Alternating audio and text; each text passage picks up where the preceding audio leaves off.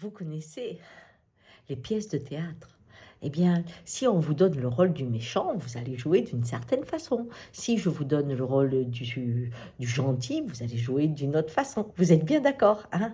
Eh bien, dites-vous que pour nous, dans le monde, les médias, les propagandes, eh bien, à un moment donné, on véhicule et on transforme les personnages que l'on est.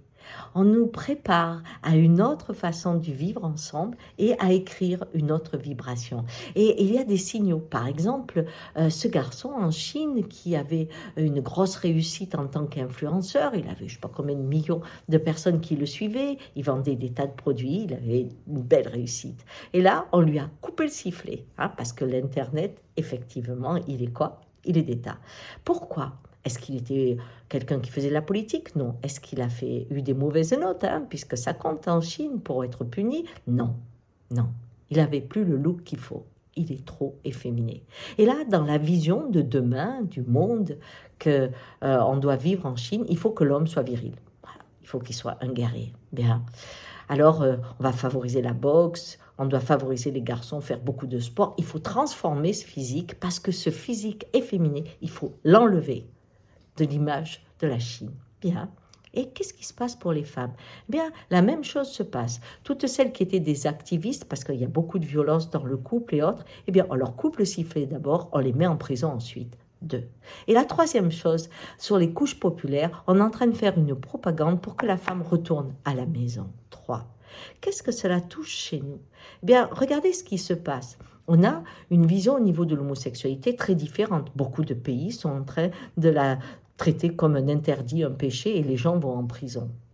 Ok, mais on a aussi un regard sur les femmes différent. Il y a l'avortement, mais au niveau de l'égalité, par exemple, avec le Covid, eh bien, il y a eu vraiment une réduction, hein, de l'égalité entre l'homme et la femme. Et au niveau de l'argent, n'en parlons pas. Et on voit, hein, arriver là ce coup-ci des États-Unis, le Tea Party, ou même la femme de Trump qui commence à donner un autre regard sur qu'est-ce que c'est, la place de la femme qui est gentille, qui est à la maison, qui s'occupe des enfants.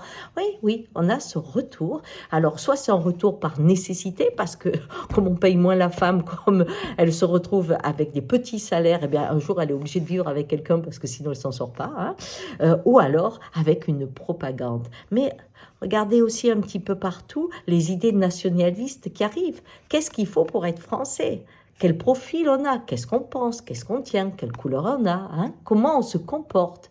Et petit à petit, on distribue des rôles différents pour l'homme, pour la femme, pour le citoyen, dans sa façon de penser. La pensée n'est plus scientifique, mais politique. On a renvoyé la science, ce qui fait que rentrant dans le monde d'ignorance, eh bien, on ne peut plus dire ce que je dis là, je peux le prouver, c'est ça.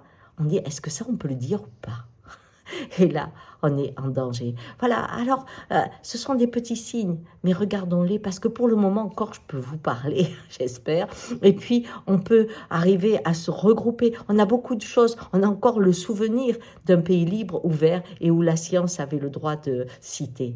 Et je crois qu'aujourd'hui, il y a quelqu'un qui a écrit un livre qui s'appelle « La fête est finie ». C'est vrai. Quelque part, on se censure. Réfléchissez à ça, même dans votre façon d'exprimer votre joie ou autre. Il y a quelque chose de triste qui est né.